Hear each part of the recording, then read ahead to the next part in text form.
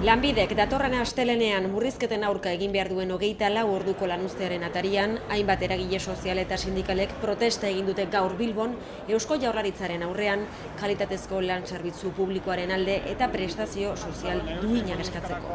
Eusko Jaurlaritzaren murrizketek ondorio bikoitza eragingo dutela salatu dute. Eusko Jaurlaritzaren murrizketen ondorioz, alde batetik gizarte prestazioek okerreran egin dute, baina baita ere lanbidek eskaintzen duen zerbitzua eta lanbiden lan egiten duten langileen lan baldintzak. Era berean, aurrekontuetan gizarte laguntzei bideratutako diru partida basuaren ondorioz, 20.000 bat familia larrialdi sozialetarako diru laguntza jaso ezinik geratuko direla salatu dute.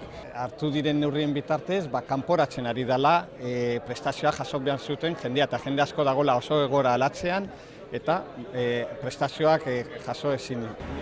Kritikatu dutenez, langabezia, prekarietatea, bazterketa edota pentsio minimoak pairatzen dituztenei ematen zaizkien prestazioek 7% egin dute bera. Era berean, barne funtzionamendua ere etengabe okertzen ari dela gogor kritikatu dute.